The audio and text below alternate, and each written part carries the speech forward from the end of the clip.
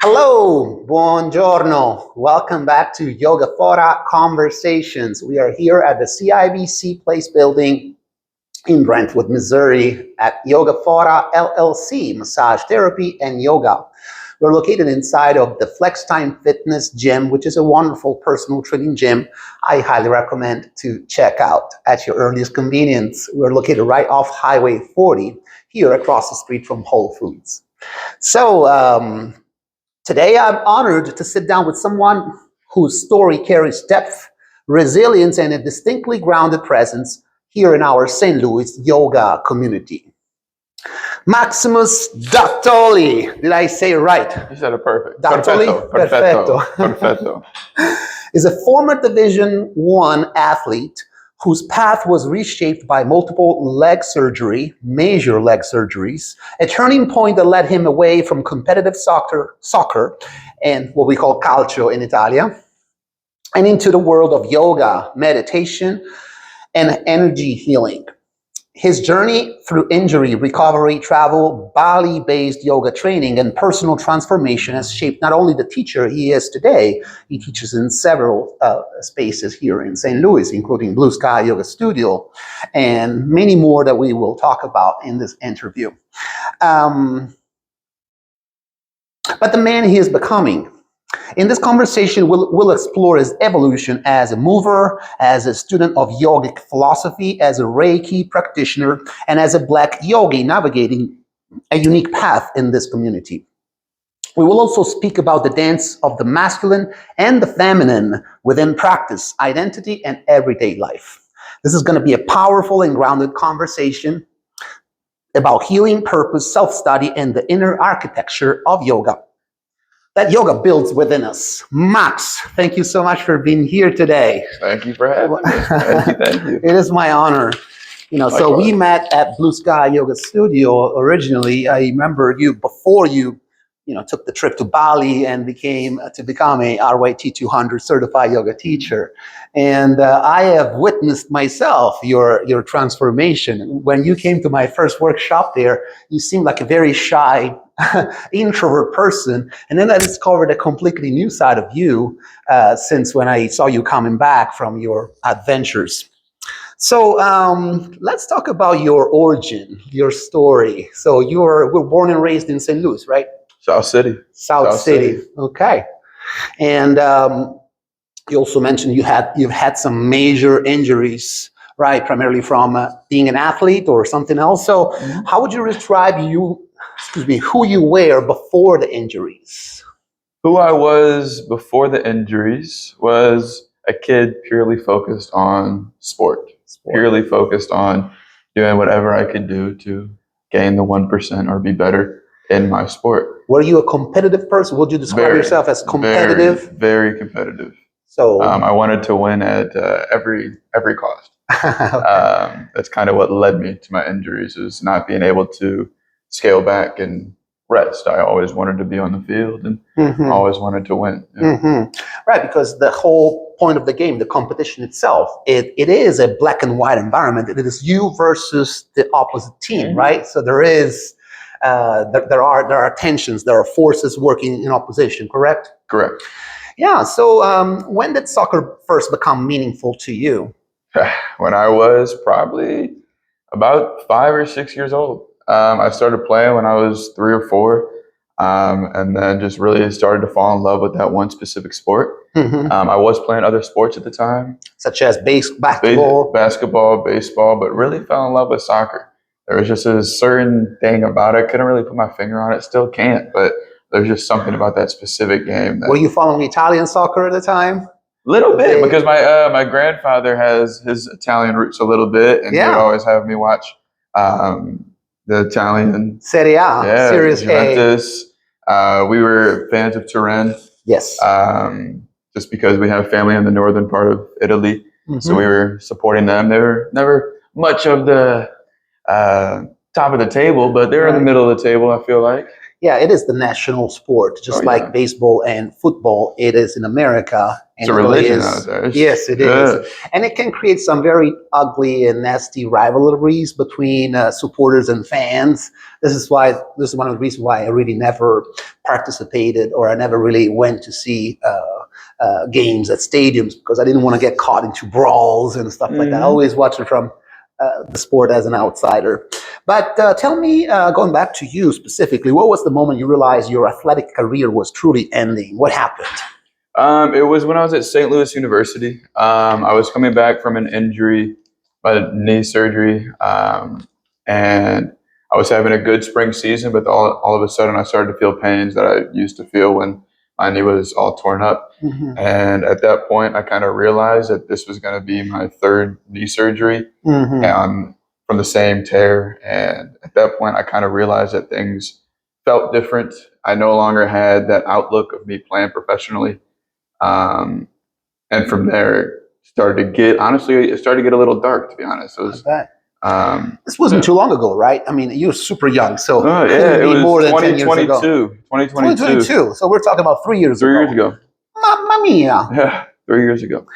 So, what did that moment feel like emotionally, just Oh, it's just sad, physically? sad, anger, all those emotions that You were people try and devastated. stay away from. Yeah, that's kind of what was being flooded in the mind and body. Mm-hmm.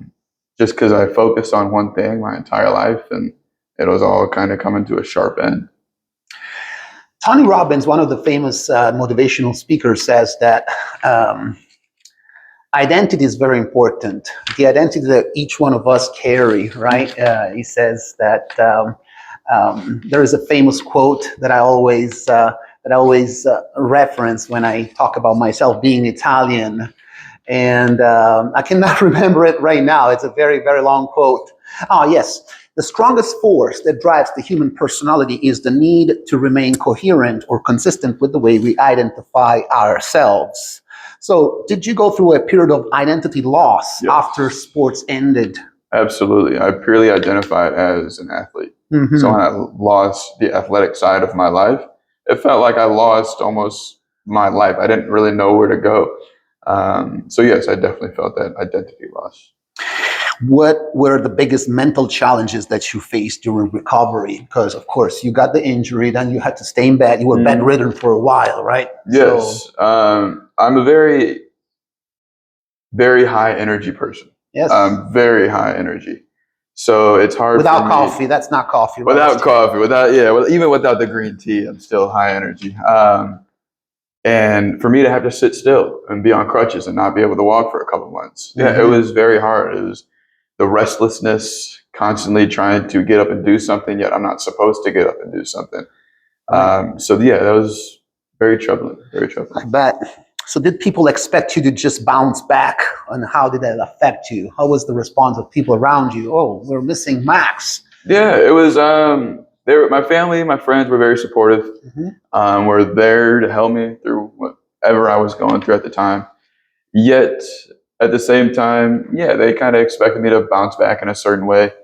To be honest, I probably met some of the expectations because when I lost soccer, they probably did expect me to kind of go through more of a depressive state because of Mm-hmm.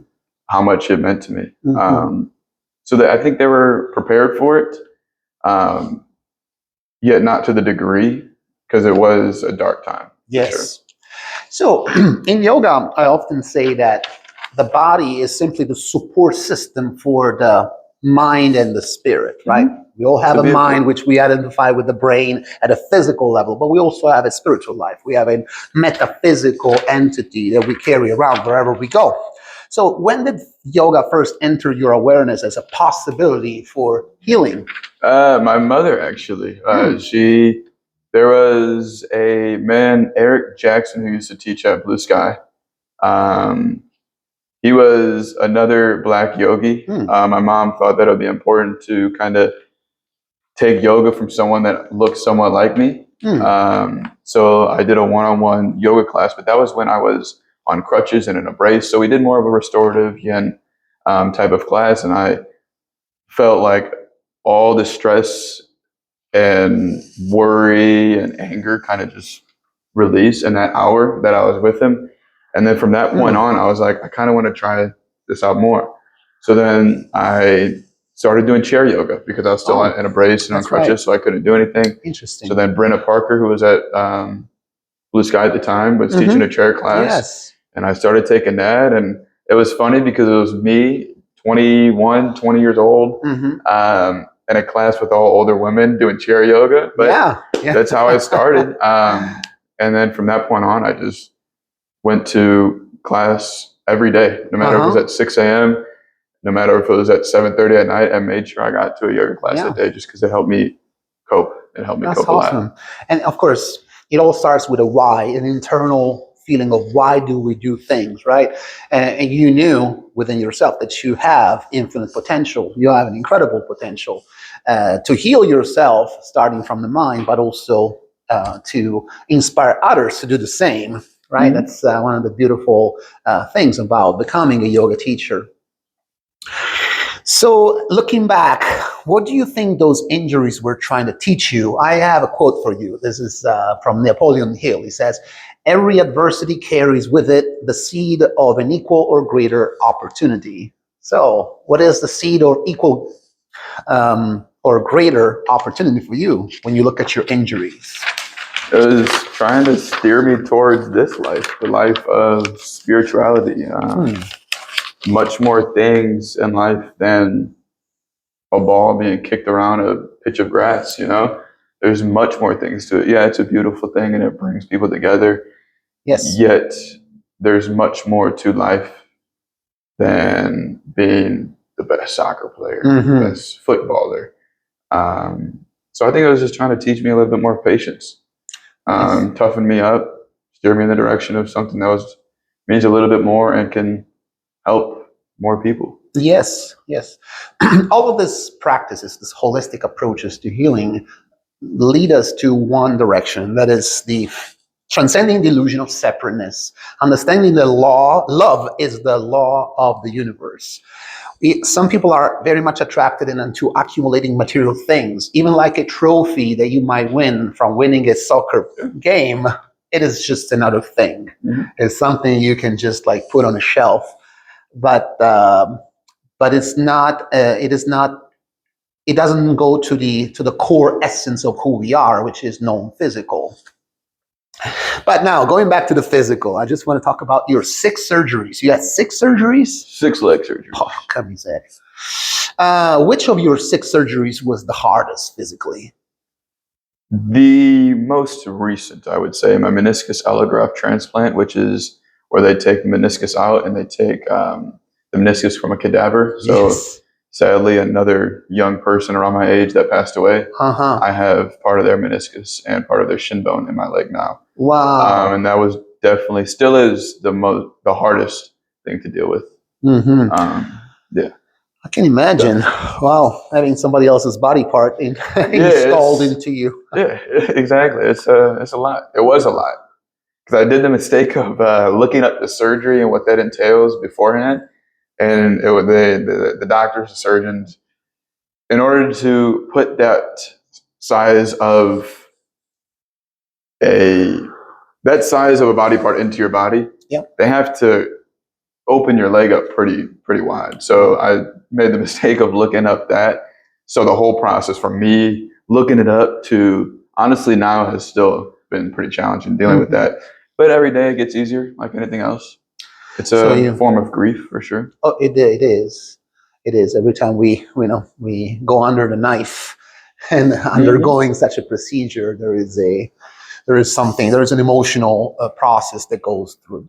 So, I'm a big explorer of consciousness and a big explorer of the map of consciousness, inspired by one of my mentors that I cite a lot, Dr. David R. Hawkins. So he talks about how he uses kinesiology as a tool. He can essentially determine the truth or falsehood of a statement by testing the person's muscles after he or she has been asked a few questions, right? So in this map of consciousness, he distinguishes between life-constructive emotions and life-destructive emotions. life builders and life destroyers. So in your case, you had a situation where you were frustrated, right? There are periods of time where you were angry at the situation. So tell me about what role did frustration play? Frustration throughout the entire process. So from my first surgery to my last surgery, frustration played a huge role. I felt like I could never get healthy. I couldn't get back on the field and find that groove again. Every time I did find the groove, boom, another injury happened. So frustration played a huge role.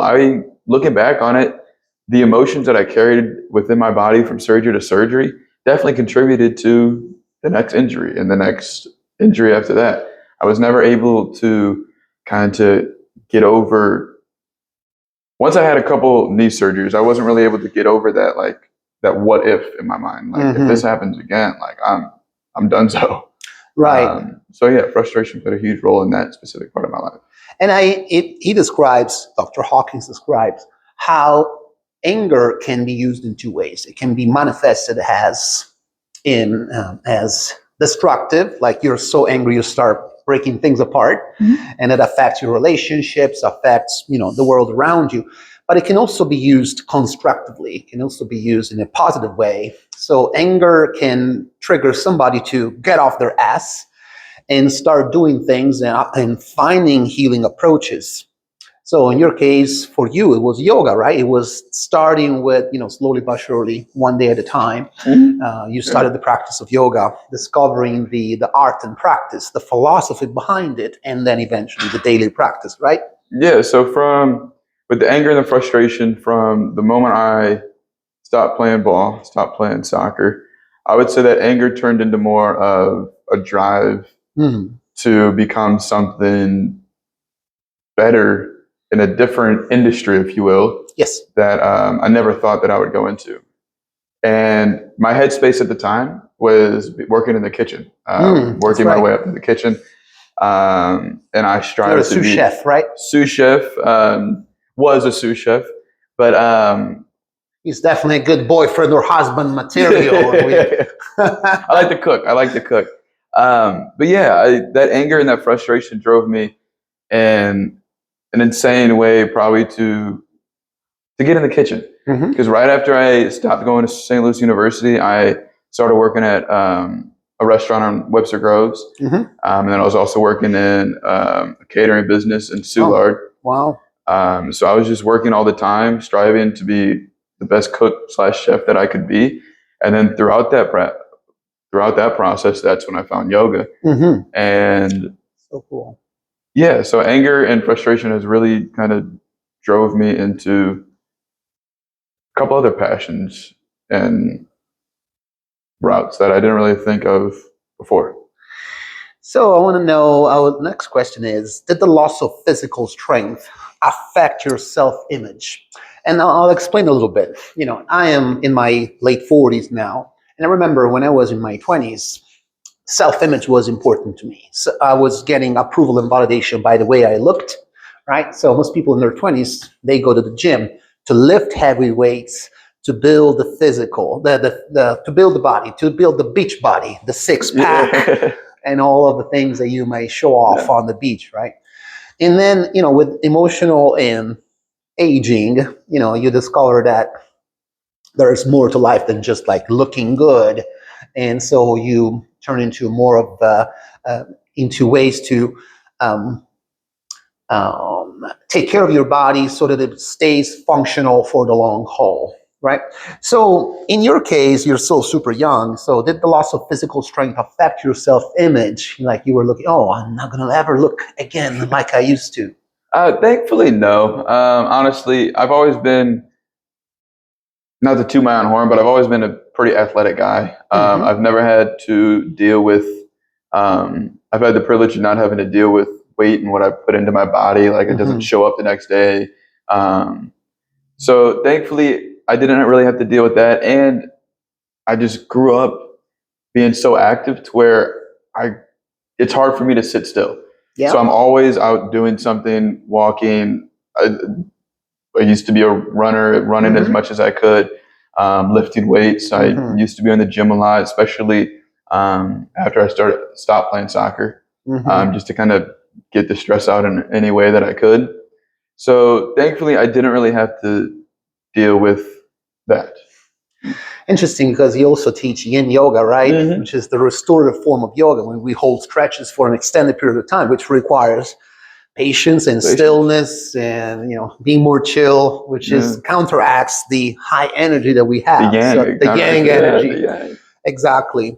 Now, next question is, how did your pain shape your compassion for others? Did it have an effect on you? You know, now that you went through the physical, personal pain, we mirror each other. We all mirror each other, right? We all came from one source. We will all go back to the same source. Therefore, we're all on the same journey. We're all on the same boat. So, tell me about how pain shaped your compassion for others.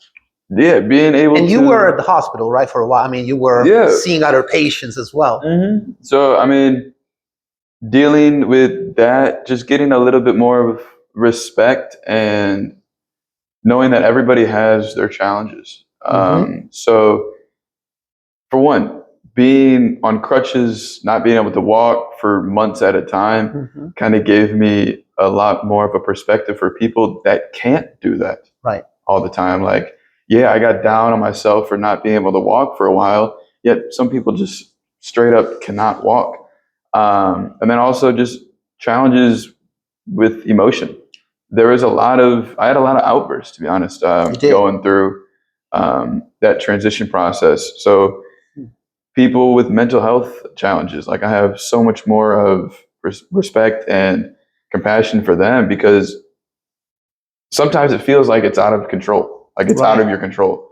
So I try not to judge anybody, especially people that are going through it in terms of things that are out of their control. Right. A physical trauma often triggers the fear that, you know, you're going to be you're not going to be independent anymore. You know, one of the basic needs that we have as human beings is the ability to preserve our ego, our identity, but also our ability to look for ourselves, right? So one of the frustrations that immediately triggers people, oh, damn it, I just broke a leg and now I'm never going to be able to walk again. I feel that it's one of the common denominators in most people is how am I going to survive? Like a scared animal that has been injured and now it's over, right? Did you ever feel that way when you were? Definitely. Like, when I was going through surgery after surgery, it was a point in time where it's 17 to 22 years old. So you're at a point in life where you're seeing all your friends kind of get up, go out of college, get jobs, start to bloom, if you will, you know? Right. And I was on the couch at my mom's house, recovering from surgery after surgery. Just frustration was, there. So yeah, it was definitely challenging to kind of see other people do their thing. Yet every day you try to remind yourself that everybody has their own path. And it just reminded me of in my old youth soccer club, St. Louis Scott Gallagher, we would have a conference meeting with all of the academy teams, and the academy director would show up on this big projector, and it would be just like paths to professional. Everybody would have their own path. Some people would go straight from academy and jump to playing with the big boys, playing in the first division. Some people would go to junior college, go to college, and then play. Some people would just go to college and then play. All these different paths in life. And you just got to remember that you're on your own path. And it's hard to do. It is hard. Yes. Speaking of your mom being able to, you know, take care of you, big shout out to Mrs. Jennifer Dattoli, which is also a friend, and she's been coming to the Italian language classes that I host at the Hill Neighborhood Association Center. So now let's talk about discovering yoga. This is a big deal, right? Because number one, my business is called Yogaphora, which entails a deep passion and interest in this field, but also because we work at Blue Sky and other studios in town. So what was the first yoga class that you ever took, like? What was the first yoga class you ever took, like? What was it like? Technically, the first yoga class I ever took was Eric's private yoga class, and that was very relaxing. The first, Is that online or? It was in person. In person. In person. And it was simply me laying on a bolster in a supported fish posture for a while, and then eventually I moved. We couldn't even do supported butterfly because I couldn't bend my knee at the time. So it was a lot of supported fish, and then laying flat, finding a little banana pose, reaching. And it was very, very calming. It felt like all the problems kind of just disappeared for a minute. And then the first social, like more other people were in the class as well.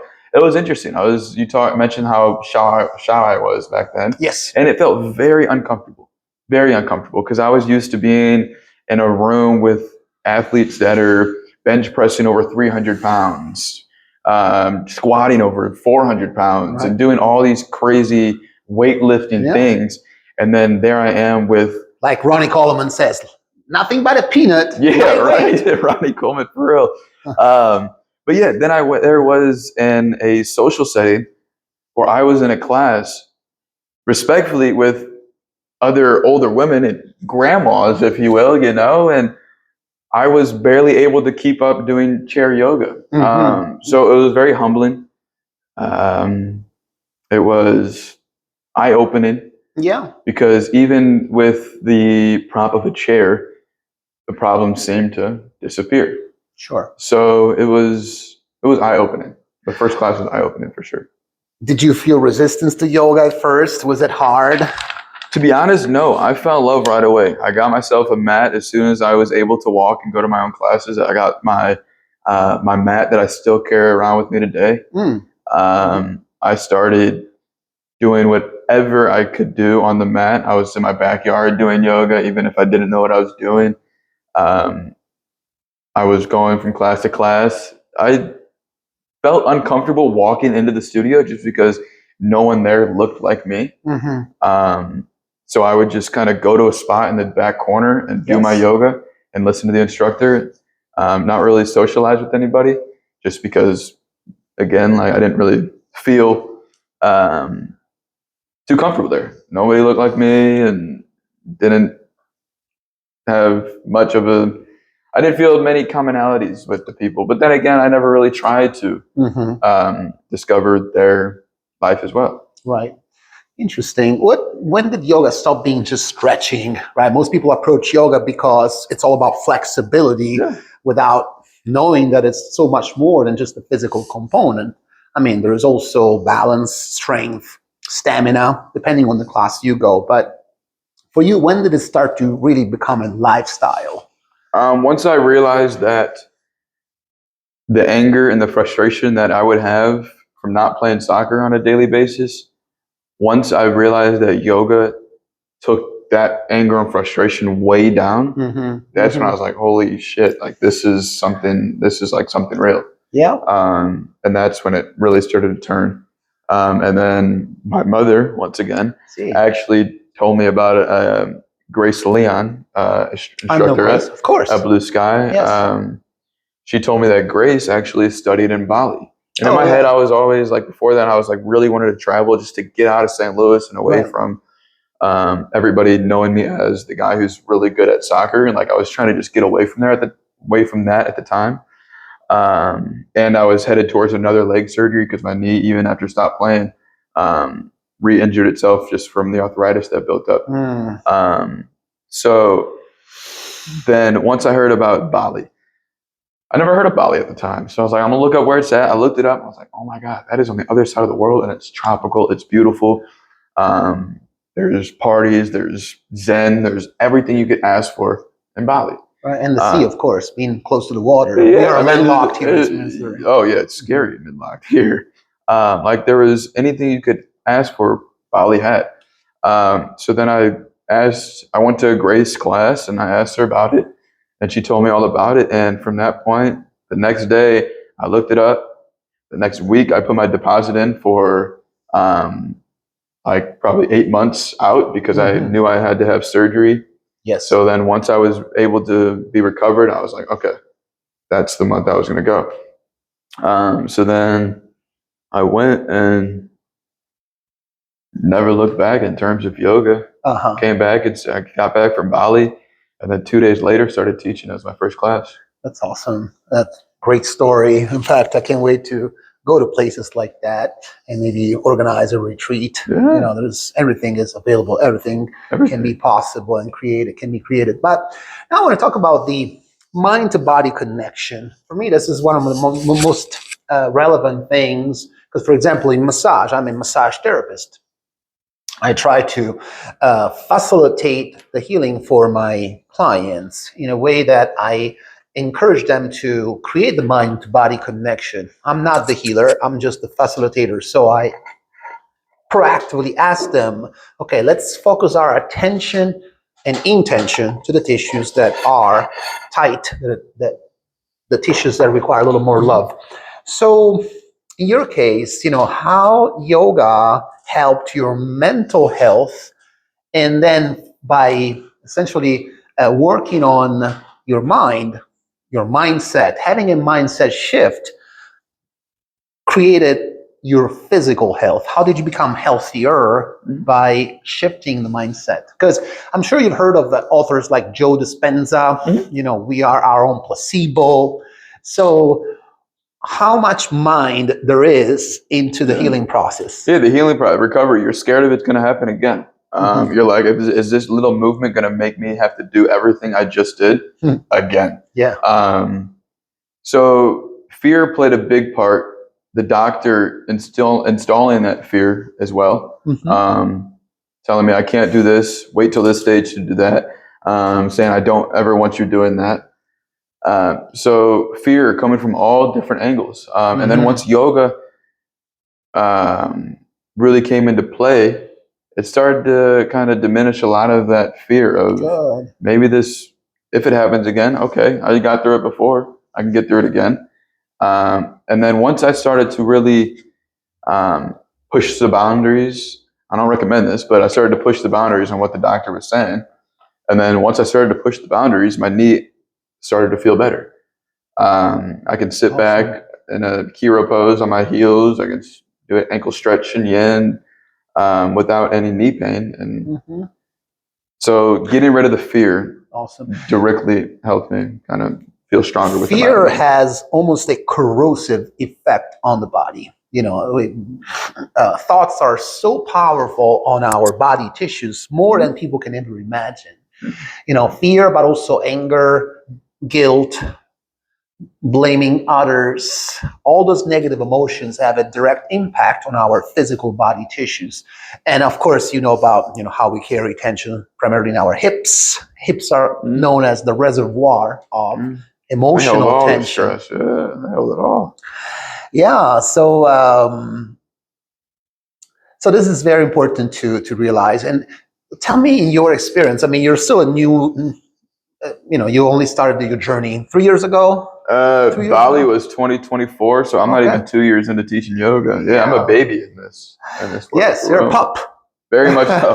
Very much so. But tell me how your practice of yoga has helped you getting into your body. What I mean by that, since when I started doing massage, of course, I went through anatomy classes, physiology classes. I studied, the origins and the insertions of muscles to know how muscles move and the bones move, all the levers. But how did your practice of yoga, not just the knowledge, just the educational knowledge of your body, how did the practice of yoga led you to know more about muscles and tendons and ligaments you did not know that you had? Yeah, yoga, specifically yoga and the movements that you take yourself on the mat, especially when you're doing it yourself as a self-practice and you're exploring it, you start to discover that your body can move in crazy, crazy ways. And specific parts of your body, like your core, hold a bunch of the responsibility for how your body will move efficiently. So if you're weak core, you're not going to move efficiently. You're going to get injured. So going throughout yoga and the intention of having your breath there and keeping your uddiyana bandha tight, your core energy lock, protects your body.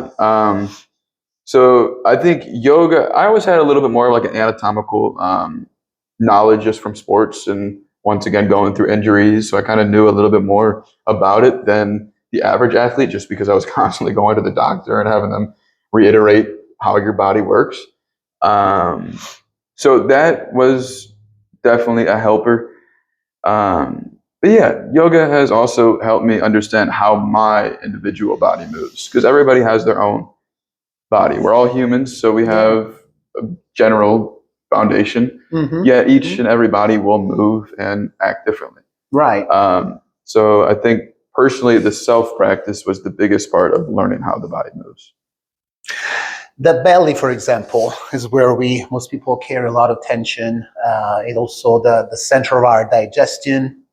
People eat comfort foods to satisfy the instant gratification and immediate cravings, which can affect their yoga practice, right? If you have, for example, a body that has a lot of what do you call it? The visceral fat can be a hindrance in doing those twists, all those postures, but also it affects a lot of the of your posture, your posterior or anterior tilt of your lower spine. You've also studied Reiki, right? You've studied some energy work. You probably have studied the chakra system. So at this level of understanding right now, how do you blend in your practice the physical, anatomical part of the body with the non-physical, the metaphysical side, or the energy world? It's a good question. Yeah. It's a good question. How do I blend it? Yeah, because the reason why I say that is because, especially in a Western world where we are at right now, if you go to a hospital today or you go to, I don't know. They'll kick you out the room if you start talking about the metaphysical. They'll be like, exactly. Get out of here. We can't study that. It doesn't exist. Yeah, I totally understand. I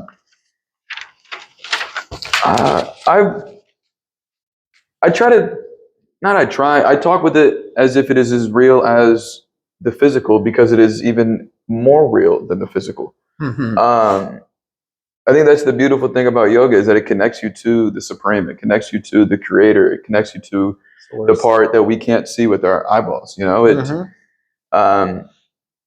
So I think just talking about how your body moves and then also what you are feeling within your body and how you want to keep the strong energetic flow throughout your body, throughout your practice, to also protect your body, yet to protect your mind and keep your mind where you are in the moment.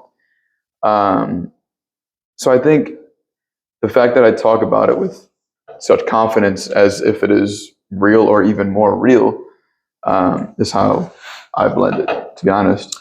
So you do believe that everything operates at a frequency, right? We have light waves, radio waves, microwaves, sure. So there is frequency that we carry around and we radiate and project outward, right? You mentioned earlier, I've always been a high energy person. And so would that also mean that, you carry a natural high vibration? Yeah, from what I hear from other people's perspective, when I walk in the room, people usually know that I walk in the room. They feel my presence. You're hearing it now. I have a deeper voice, so especially when I start to talk, that vibration carries. Yes. And the words, they do matter. Yes. So yes. Yes. Words matter a lot. Yeah. A lot. Yes. Words can be used just like fire can be used for cooking or for burning down a building. Words carry the same power, sometimes. So, all right. So let me ask you. So you went to Bali, right? Happily. What did you learn about the Balinese culture and how that shaped your understanding of spirituality? Yeah, the Balinese Hindu is. I've been to a few different spots in the world, and so far, Bali and the Balinese culture is the most comforting and welcoming culture that I have come in contact with. Every morning, you will see people light the incense sticks with their little offering that has flowers and a little woven basket looking thing, and they put it next to their statues of their Balinese Hindu gods. Mm-hmm. And they don't ask for material wealth. They don't ask for materialistic items. Mm-hmm. They simply just ask for the creator to give them a smile. So the utmost like respect they have for all of creation. Mm-hmm. They constantly smile. They want to help as much as they can. They're not worried about trying to get above their peer, trying to get above their neighbor. They just want to coexist. Nice. Beautiful. That all boils down to, again, the energy frequency of love. What Dr. Hawkins... Very loving people. Yes, wonderful.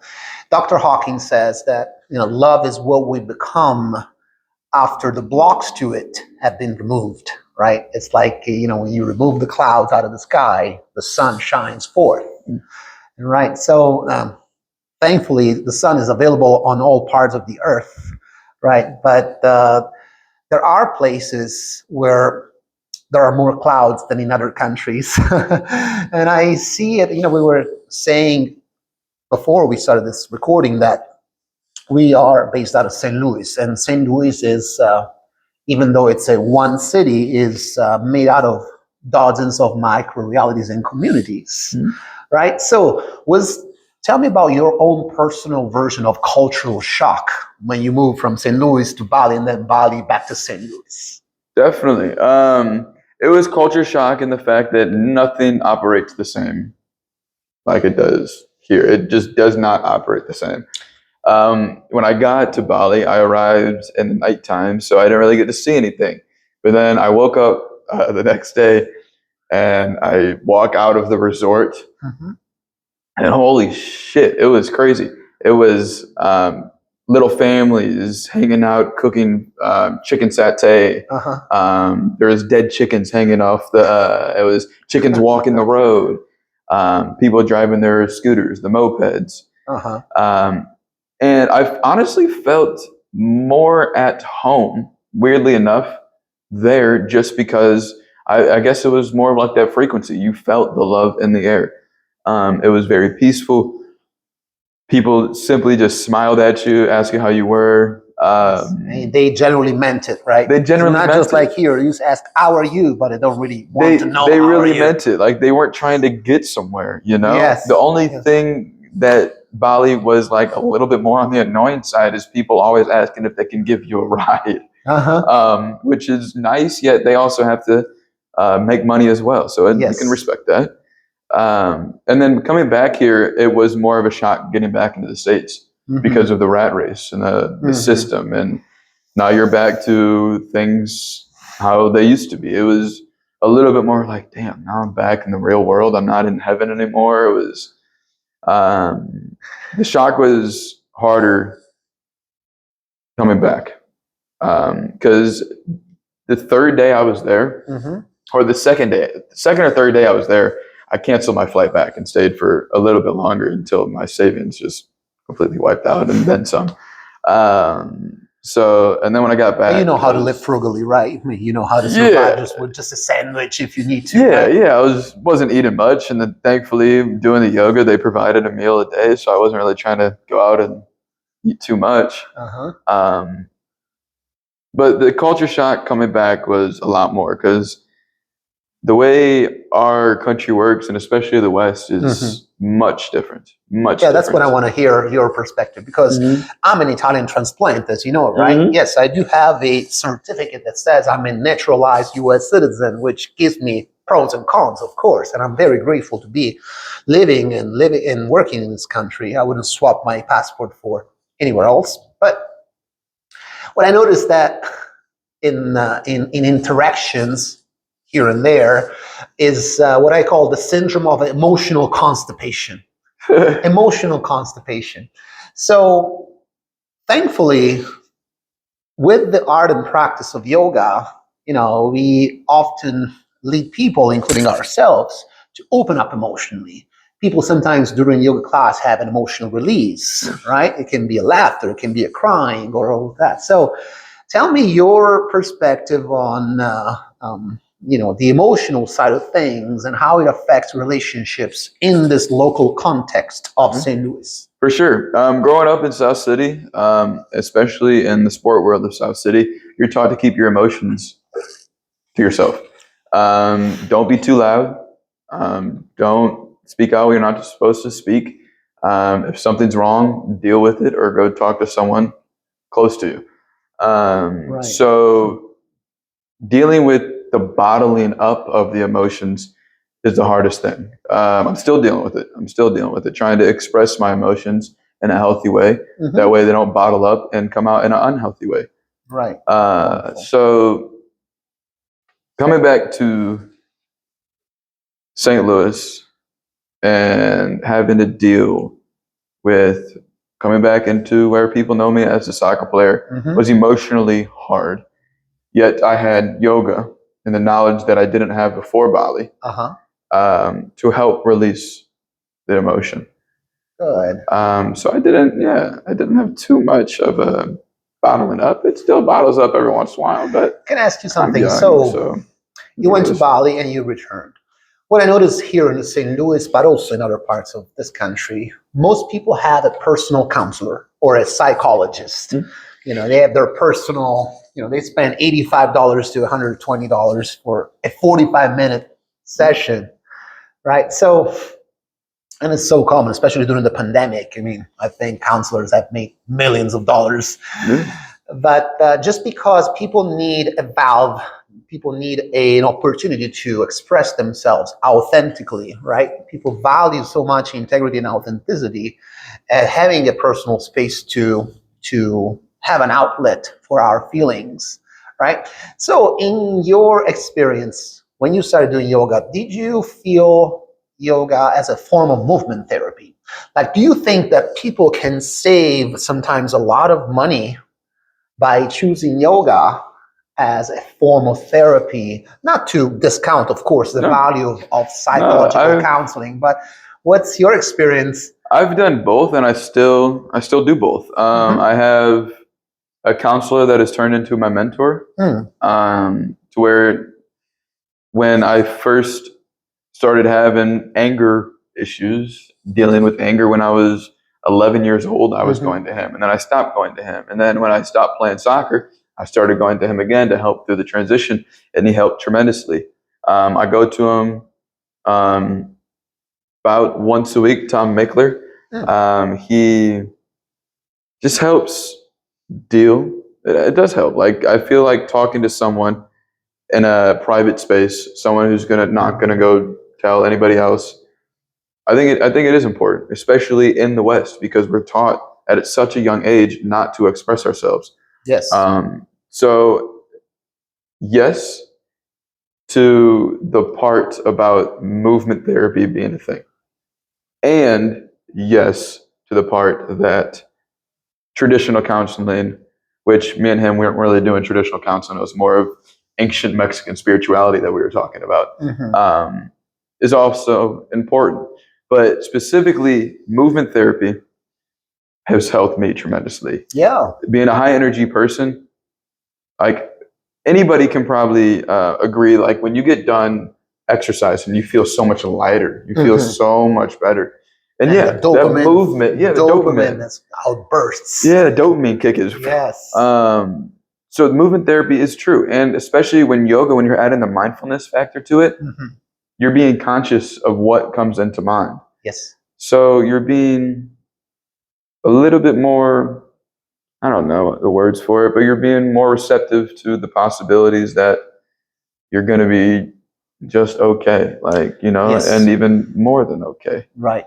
So yes, Absolutely. and In yoga, for example, people go from when they enter the yoga studio, they go from the busyness and the hustle and bustle of the city life into a quiet space, which calm down their nervous system. They go from a fight or flight response, oh shit, I have to drive places and I always have to be wary of my surroundings, to a place where they can finally breathe, right? They have the breathing space. And then at the end of the session, what I notice in myself and others is the effect of a yoga class is almost the same the same outcome of, people use pot, for example, smoke weed, or use. Oh, I smoked herb. Yeah, I smoke herb. Yeah, it's a beautiful thing. It's a medicine. Right. It's a So, medicine. but the ultimate goal. So, if we peel the onion, what it boils down, when we chunk it down, it is removing the illusion of separateness between others. You feel at one with, your brothers, your sisters. And you also feel gratitude for having a healthy body that brought you to where you were, For sure. on a yoga mat. I often say that the body is an adaptation machine. It responds to the nature of the stimulus that you place it into. If you put the body into McDonald's, obviously it's an unhealthy choice that we all are aware of, or smoking a pack a day. We all know that you cannot smoke and be healthy. So the body reacts according to the nature of the stimulus. So if you put it into a yoga mat for 30 days, it will adapt accordingly. Yeah. Right. So I found that out. Yeah, I put myself on a yoga mat for 30 days and found out like this is for me. So yeah, I hear what you're saying. Awesome. Now let me ask you. Let's talk about Reiki and energy work, right? Okay. Because for me, this is a fascinating topic, and I don't know very much about it yet, and I'm still a little skeptical myself, to be honest with you. Coming from another Western world, the world of Italy, where everything must be measured and touched, smelled, and seen. Now in Reiki, we essentially move the energy world, right? We move. So what made Reiki feel real or valid to you personally? And how did Reiki affect your healing from injury, if there was a thing? Yeah, Reiki. I'm not a active Reiki practitioner. I have studied and gotten my first level attunement in Reiki, so I know a little bit about it. I'm not an expert by any means, but from what I've experienced with Reiki, I have noticed being more calm. My leg. I've done a Reiki session with my mother because she was attuned, and then also another good friend of mine is a level 3 Reiki practitioner, and I have felt my leg being lighter. Nice. And I don't know. Everybody has their own opinion, their own perspective on things, but from my own perspective, it has helped my body and mind. Right. Sure. And so my question to you is, how do you explain Reiki if somebody comes up to you and say, hey, I'm feeling a little, I'm by nature very analytical and logical, and so I'm a little skeptical. How would you persuade, how you can sell Reiki to somebody? I'm a terrible salesman, but we can give it a shot. I would just explain it. I mean, everything that we see, everything that we have the privilege to be around was created by the creator. Yes. It was created by the source of energy. That resonates, that's true. And in Reiki, you're simply using another human body, the practitioner, as a vessel to carry the energy into another human body. So if you're going to trust that the creator created everything, trust that the creator can heal you as well, because it created you. So best believe it can also heal you. Yes. So beautifully said. I think that's really it. It's just trusting that the creator can also heal if it created you. And so what misconception people have about Reiki? That the person doing the Reiki is the one healing, when that is not the thing. It's also the thing about yoga. People think that yoga heals things, but it's really just the space that yoga creates that does the healing. Yoga is powerful. It creates a space where healing can happen. Absolutely. Absolutely.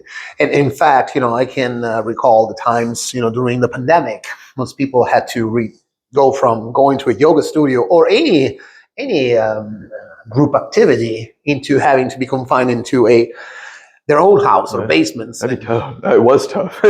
So there is a direct energy transfer when you go to a physical yoga class and you can connect to the energy field of the room itself, where the yoga teacher is the facilitator. Essentially, you endow another person, in this case, the yoga instructor, to lead the class. But in reality, it is you performing the action. It's you that you connect with your own sense of self and heal your body from within. Right. It's a beautiful thing. It really is. And interestingly enough, you can find sources of healing even when you go to, let's say, a church. In church, they use different methods of radiating vibration and frequency. When I was living in DC, for example, I used to go to this Baptist churches where the priest or the pastor was singing like James Brown, and we had the whole band behind us. Yeah. And people were moved by the energy frequency just of the room, right? So they go from a low frequency environment, say their house, for example, and transfer the body into a high frequency environment. That alone generates healing with them and inspiration. Same when you are in the presence of a waterfall. Have you ever been in the presence of a waterfall? Yeah. You just, by being in proximity to the waterfall, you feel better. Mm-hmm. You have other analogies like that? It's a miraculous thing, a waterfall. Another analogy like that. Like places you've been where you said, oh shit, I feel energized just by being here. Kalimping Beach. It was a place in Indonesia. It is part of the land where it's eroded and it's just a crazy cliff and you have to walk downstairs to get down to the beach. The stairs go along, like are engraved into the side, and then also cool. Diamond Beach. Those places, seeing miraculous works by the Creator can put you into a place of how small you really are. Mm-hmm. Yes, and I think having that recognition and that gratitude just brings like the utmost blissfulness like into the body. Wow. Yes. And you can go to any places, even around here. You go to a park like Klondike Park that have beautiful works of nature, and you just, without any man-made objects, any buildings, you're able to see like what the source is, like what you come from. And what created this also created you. And that can bring you right back into the only thing that exists, man. That sounds so good. Oh, I'm so glad we got this on tape. I believe that resonates as true to me is that everything and everyone carries his own or her own electromagnetic signature, right? So we can picture everything or everyone as though they are their own electromagnetic field, and that field draws to us that which is of our own level of consciousness. If you carry within you the energy frequency of fear, anger, blame, it'll come to you. It will be reflected back at you, right? So rather than thinking of the outer world of the universe, however you want to label it, as a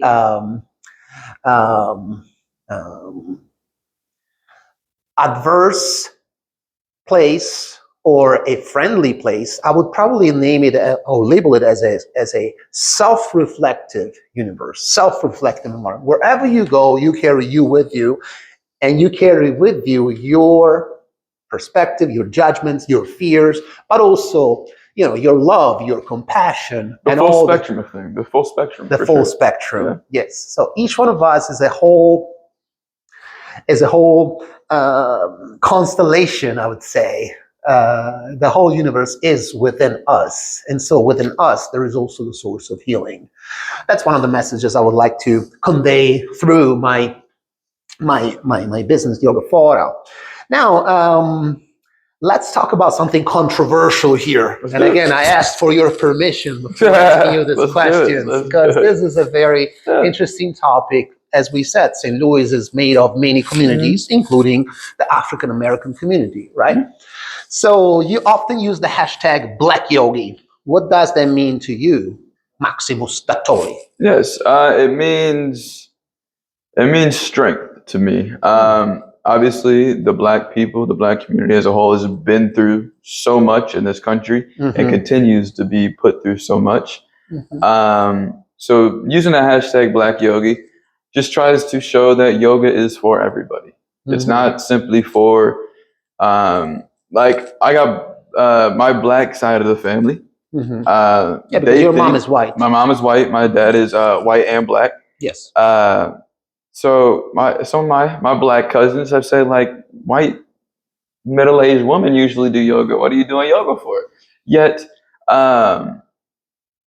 it's not the case, because when you know yoga, it comes from India. Definitely not a middle-aged white woman country.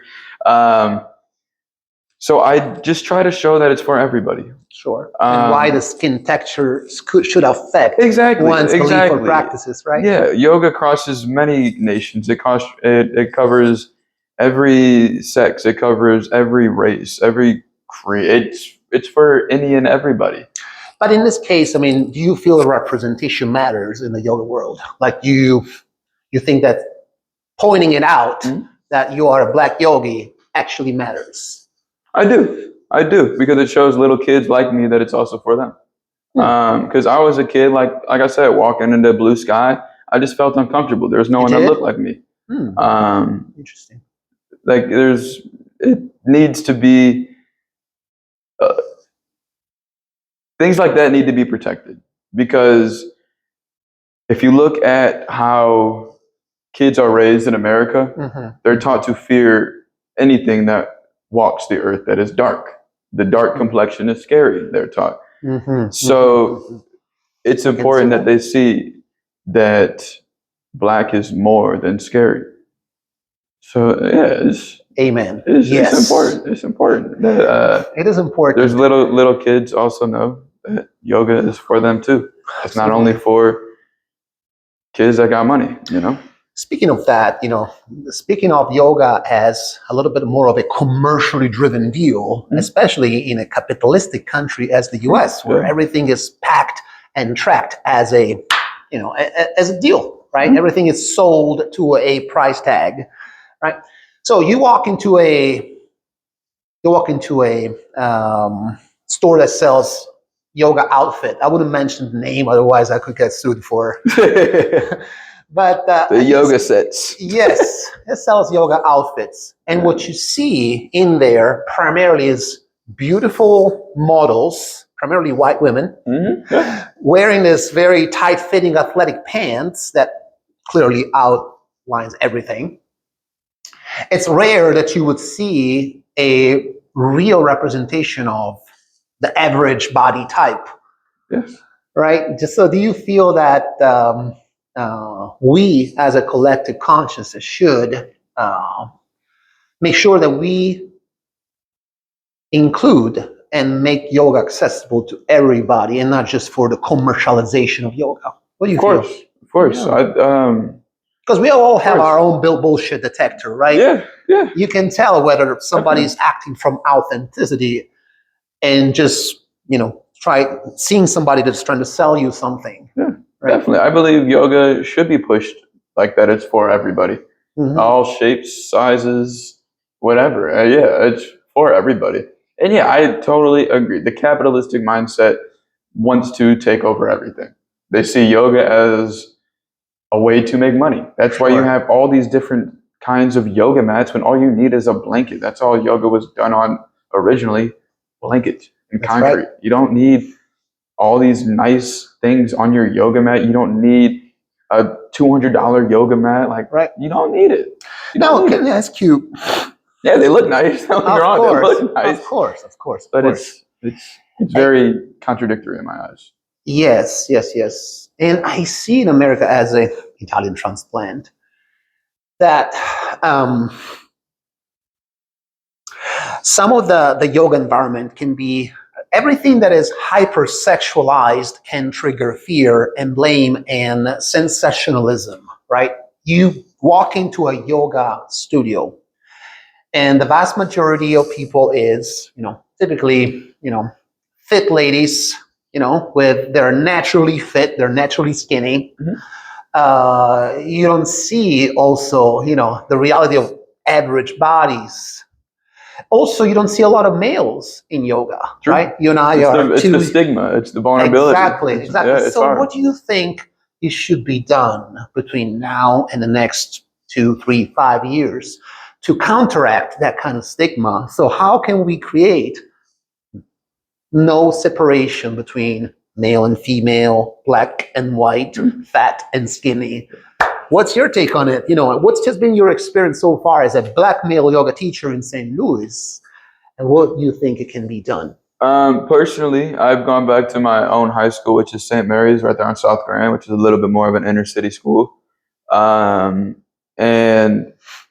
personally teaching the young men of the basketball team yoga, they have a stigma to it. I put them in a cat cow, they look around and start laughing like, I don't want to do this. I don't want to be on my hands and knees, because they perceive it as a primal position. Yeah, they perceive it as they sexualize. The mind tends to sexualize things. Exactly. So it's getting past that and being okay with putting yourself in vulnerable shapes. Right.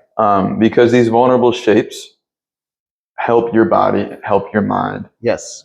And I think personally, the way to really change how yoga is viewed in the West is starting with the youth, getting yoga into schools where they're little. That way, as they form their mind and how they perceive the world, they already know that yoga is for everyone. Personally speaking, if I had a magic wand like yourself, I would put freaking yoga class as a daily ritual in every school. When you get to school, do 30 minutes and 45 minutes, even 15 minutes of yoga a day. Yeah. Just to start there, because you start teaching the kids and the kids will grow up with it.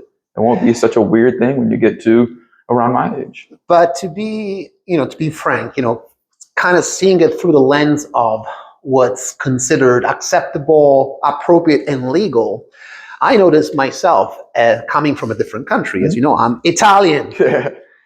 Is that in America, there is a clear barrier or separation between the adult world and the minor world. Before 18 years old, you're still considered a minor, and you still have very limited access to the real world of and how it works. Sexuality, right? Actually, in America, you guys in high school, you have sexual education, right? Is that true? Sex ed. Sex ed. Sex ed, yep. Right. So I think it's still hard for most traditional models of education to include yoga, which is still perceived. And again, because perception creates reality. If a majority of people decides that yoga is too sexual, right, it's going to be very hard to convince the director of a school to include yoga for 14-year-olds or 13-year-olds when they are at the when their hormones are just exploding. Right? The sexual maturity at 14 is just beyond the charts. So what do you think about that? I try not to I really try not to put that into my mind, the fact that yoga is viewed as a sexual thing here in the West, because I think it's sad, to be honest. I really do. I think it's really sad because they're missing out on the connection between themselves and the deeper self, like the creator. So I think it's sad. My opinion on that, and where I would take, say, a director of a school saying, no, it's too sexual, or it's too enticing in a way. Right. I would honestly probably laugh in their face. Like, man, I'd laugh in their face. Because you would be stealing so much away from the kids. Right. Yes, in India, for example, I heard that yoga is performed everywhere, in every public space. Mostly males, mostly guys are actually doing yoga in public places. Yeah, for sure. So, well, I'm glad that we're contributing to, raise the awareness. That's all we can actually do, really. Yeah. So tell me how you personally have felt out of place in certain spiritual wellness spaces. Yeah, being a younger aged, darker complected, lighter, tanner complected, loud hair. Yeah. That's your mane. Yeah, like exactly. Your lion's mane. Exactly. Thank you. Sometimes it makes me feel out of place, or it made me felt out of place. I don't really feel out of place anymore in the yoga world or in spiritual places. And how did you places. transcend that? How do you transcend the good or bad opinion of others? That's very interesting. Eventually, like, you start to give or start to adopt the mindset of the I don't give a rat's butt. rat's butt about what other people think. Good. And then also just starting to try to connect with people. Yes. Because oftentimes we put our past experiences and project that onto people in the present moment. Yes. And I feel like that's what I was doing when I was walking into blue sky when I was a lot younger. The fact that I didn't feel as comfortable there.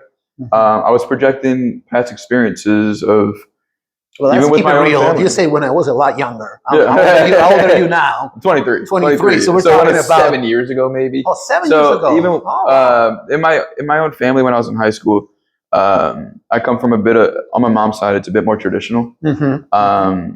So being part of the black family and a white family had its definitely took its toll within the family dynamics. So I guess I projected more of that onto other white folks, to be honest. When I would walk into a place and all the eyes would come onto me, it would take me back to when I would walk into a family function and all the eyes would be on me or my brothers. So I guess subconsciously I was doing more of a projection there.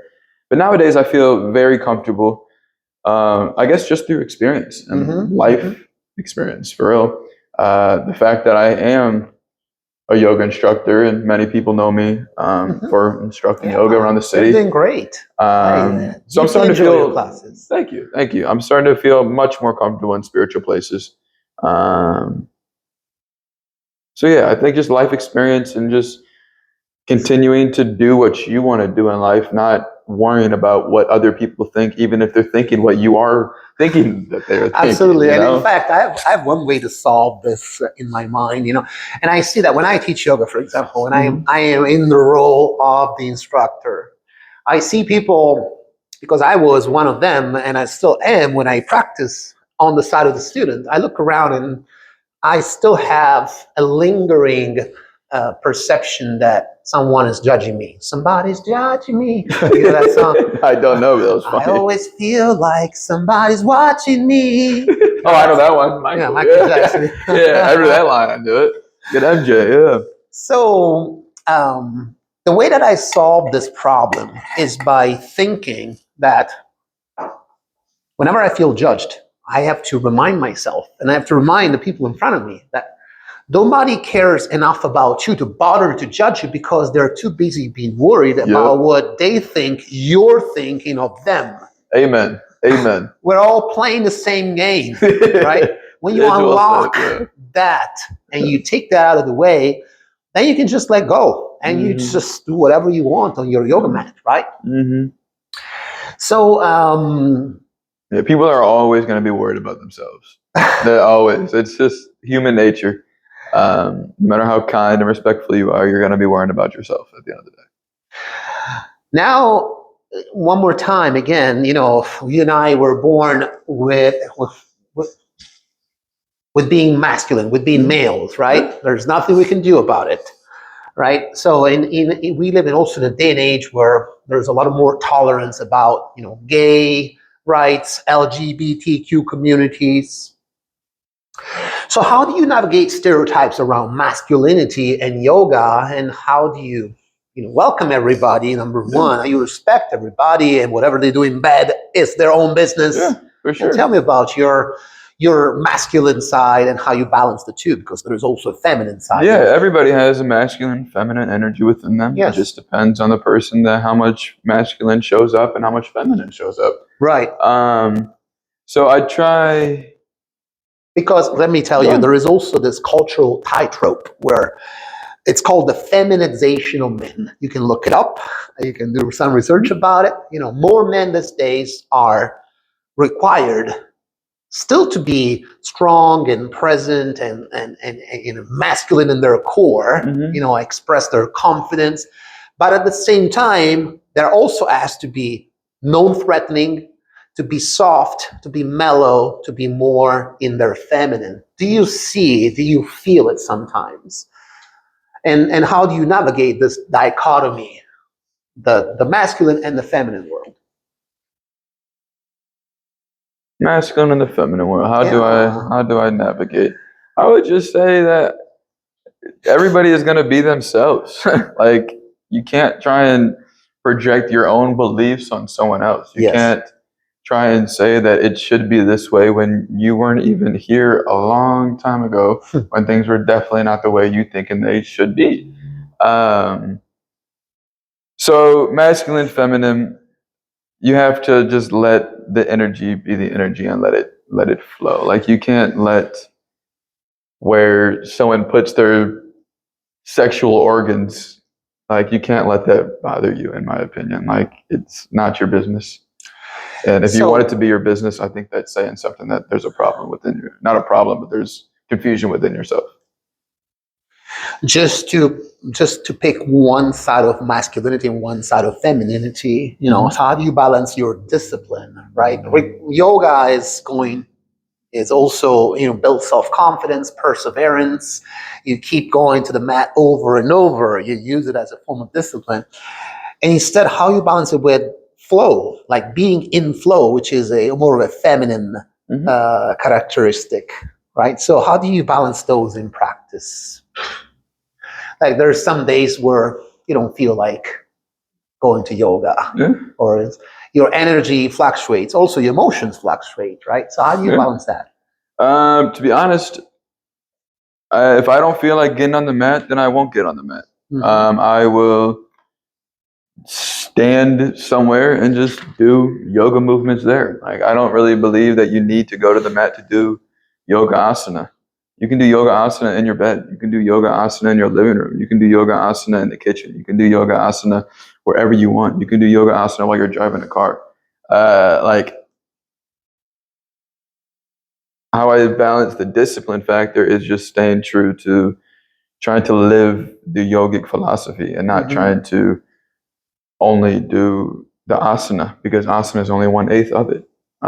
Yes. So I'm not too worried about getting to the mat every day. I think when you put too much pressure on things like that, then that's when you start to build more self-confusion, self-resentment, and then you're just going the opposite way of what yoga really is. Yes.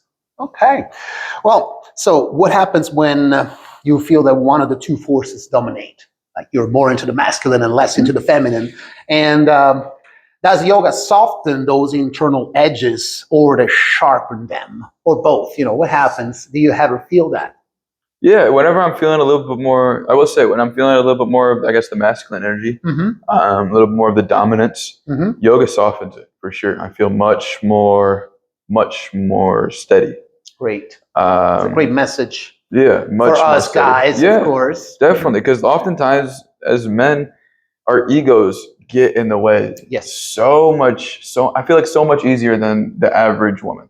The man ego can get in the way, and getting on the mat or just doing a couple postures, closing your eyes, finding your breath, things like that are perceived to be a little bit more feminine, like find your breath.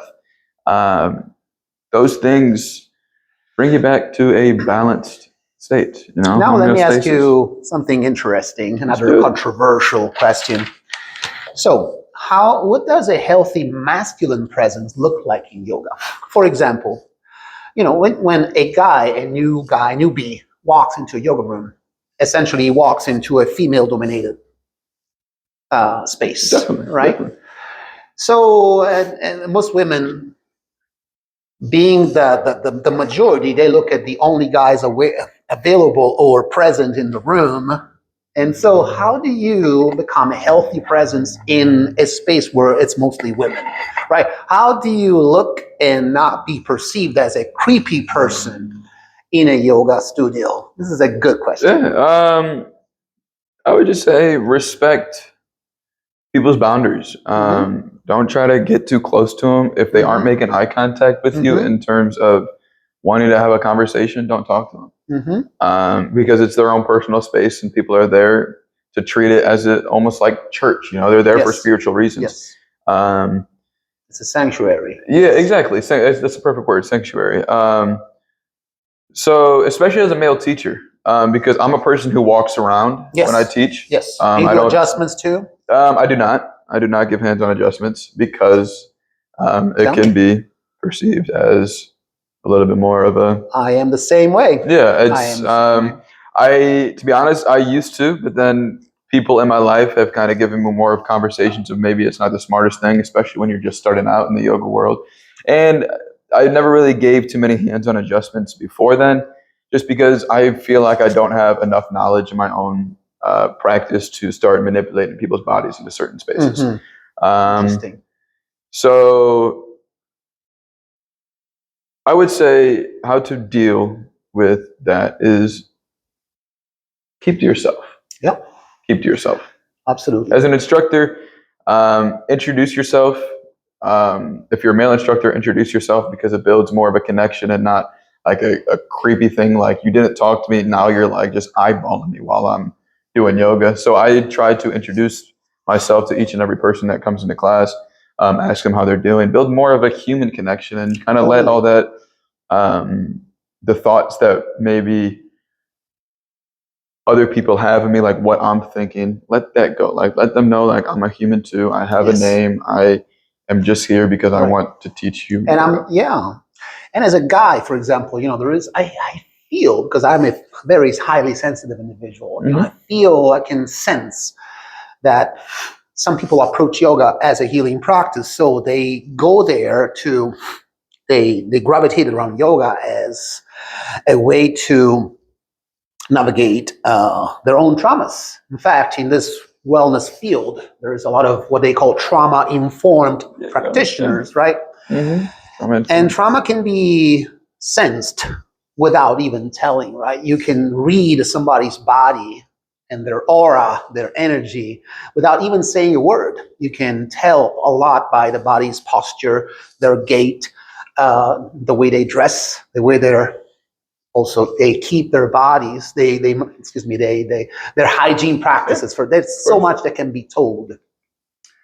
Right. So there's also you can sense when somebody's lonely, is feeling lonely, and so it goes to a yoga place to find a community, right? To find friends. Not necessarily, hanging out all the time, but finding connection, human connection. So what's your take on it? Approaching yoga as a student, you're still studying, you're still so as a way to form community through yoga. What do you think? Yeah, I mean, I think when I teach teams, it builds more of that team chemistry. It's much more respect for the person right next to them. Yes. Building that connection, coming from a sports background, sports perspective, building that connection is super important because, especially in team sports, you are putting your own body on the line for the teammate. Yes. So having that connection being built is very important. I don't know if that answers your question, but if you want to ask it again, I can try. No. I was going to say, so would you recommend for, especially we as male students and instructors, but let's talk about the male students, the people that approach yoga, the guys that approach yoga for the first time, they're a little skeptical, they're a little intimidated by, being in the presence of too many women, right? It's a thing, it's real, all right? So how do you let them or inspire them to transcend the fear of not being good enough, to approach yoga in a safe, respectful way? And yoga can become part of a community space where they can find friends, they can find people who are loving, unconditionally loving and tolerant. So what's your approach on that? I mean, you also found good friends in yoga, right? You're still continuing to, meet new people. You met me, you met all the other people. We just had the Friendsgiving party at Blue Sky. It was amazing. It was really fun. Good turnout, great turnout. Yes. How I deal with that. So whenever I have friends come to class, my real question is, what would you advise to a new male student that approaches yoga for the first time and has got all his fears behind it? Stay within the four corners of your mat, and then just see where it takes you. If you feel like communicating to someone after class, communicate to them. Say hello. If you don't, that's perfectly okay too. Either route you take, you will be okay. Just stay within the four corners of your mat. Yes. And for some people, it takes a lot of courage. Yeah, just to showing take the first step. Just showing up is the hardest thing. is simply just showing up. It's one of the hardest things to do. Now, tell me, how do you personally stay grounded when life gets chaotic? Yoga. You do meditation. Yoga. How do you keep your sense of self among 8 billion people on planet Earth? Yoga. I found myself on the mat. Just find myself on the mat. When time gets rough, roll the mat out. Yeah. Roll the mat out. Just go into child's pose and then just see where your body wants to take you. Wonderful. Try not to control, like I have to do this posture and I have to get it right. Just get on the mat and just let all that shit out. Let all the shit out. Yeah, just breathe. My friend Claire says, let's move some shit. Love her. I mean, with your digestive system and yoga, yeah, it's moving all right. Yeah. Just a couple more questions before we end this beautiful, beautiful conversation. I'm so grateful that you came today. Thank you for having me. So, number one, what's your favorite kind of class to teach? Oh, I love yin yoga. I love just sitting there and watch people melting into their posture. And hear that sigh. Yeah, exactly. Yeah. Like that exhale is releasing tension not only in the body but also in the mind. Each time you let that out, let that shit out, move that shit. Yeah, Sure. You're releasing the tension that is emotional, it is physical. And a lot of the times for so many people that the emotions have been built up for their entire life. That's why you get so many releases in yoga, is because for some people, when you first go to a yoga class, you can get nauseous because energy starts to move in ways that it hasn't moved before. It's getting ready to come out. So yeah. Interesting. Yeah, in fact, physiologically, it's at the very end of those long exhales that the connective tissues actually let go and give you the extra space. When you are in a reclining spinal twist, by connecting mind and breath, that's when the tissues open. So beautiful. Really is. So what is the future you're creating as a teacher? Do you ever see yourself in the future? Do you do this, vision boards or? I used to, but then I realized that just gives up the excitement in my eyes. I want to just do what I want to do in the moment and see where life takes me, to be honest. Go with the flow. Go with the flow. Yeah. Go with the flow. So let's see. Personal reflection in the future. So what has been your biggest humbling lesson? Biggest humbling lesson? That I'm still struggling with a handstand. Biggest humbling lesson. I remember when I first met you, your hamstrings were very tight. Very tight. Yeah. You couldn't really touch your toes, right? Yeah, I was definitely a lot tighter back then. Now I can do the full splits. Yeah, yoga has opened up the body in ways I didn't think I could be opened up.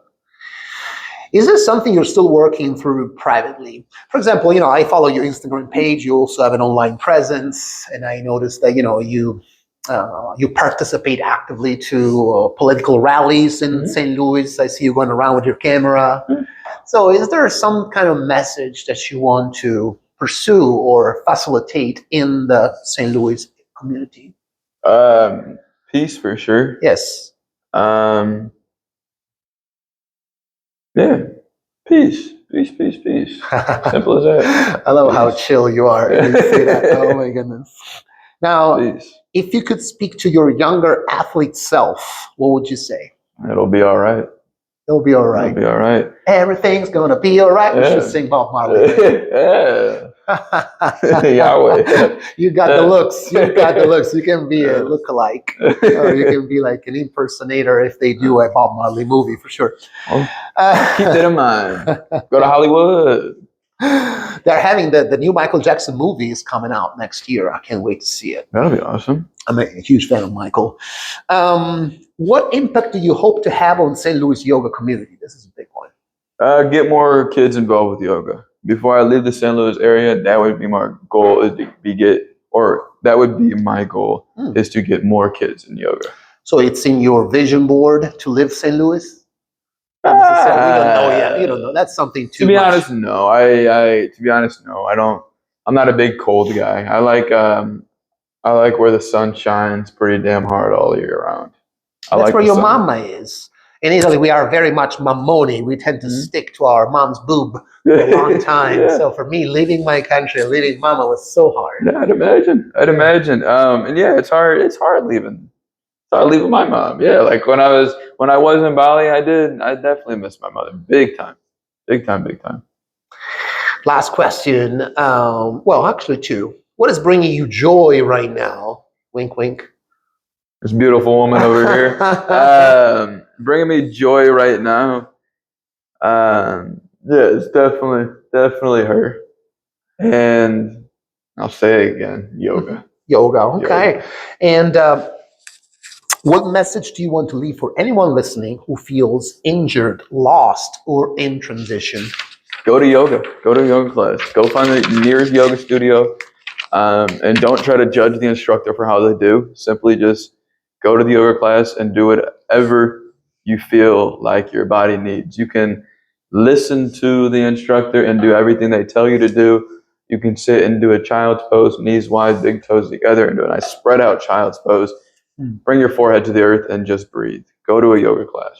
Amen. And so it is. Hallelujah. Yeah. Hallelujah. Yeah. So, Maximus, how can people find you? Either on social platforms. Tell us how can people reach out to you? Yeah, they can find me on my new online athletic wellness community.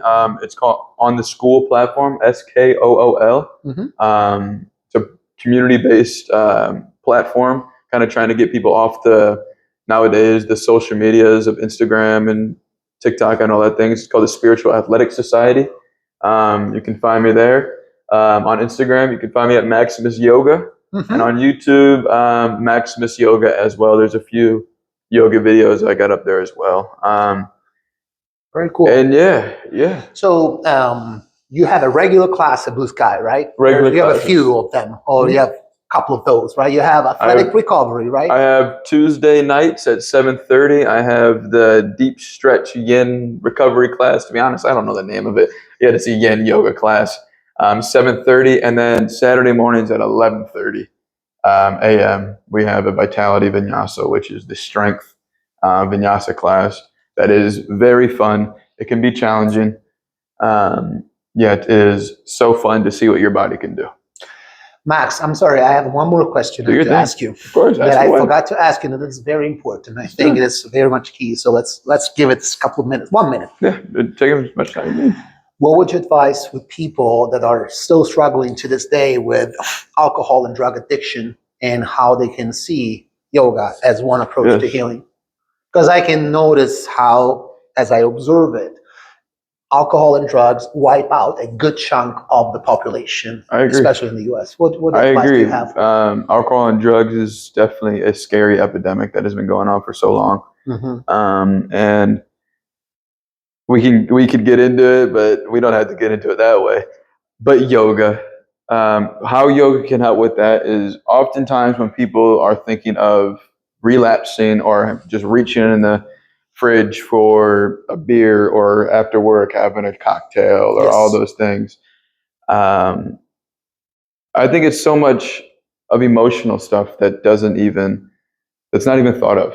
It's not even thought of that comes up. And their first thing for that instant gratification that you brought up earlier is to numb it. They just want to numb it. Yes. And I will say this, yoga can numb it and yoga can also heal it by just creating the space. But also having patience. And that's also a hard thing if you're dealing with drug addiction, if you're dealing with alcoholism.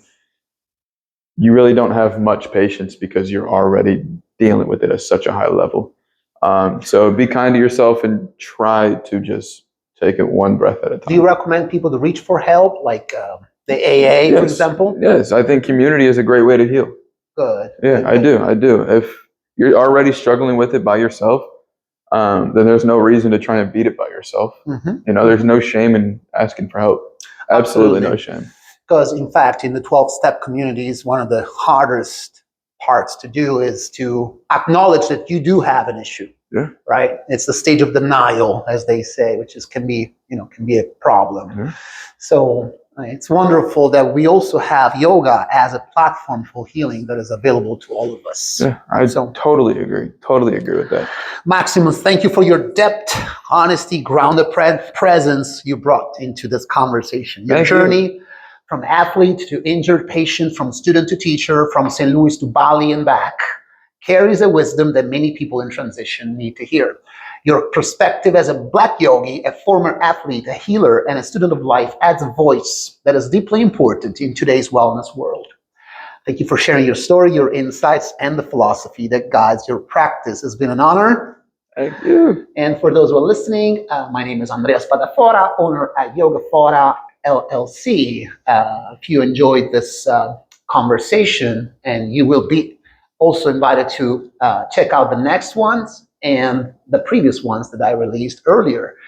Please like and subscribe my yoga channel. And until then, stay with your light, stay with your presence, and remember that love is the law of the universe. Thank you so much.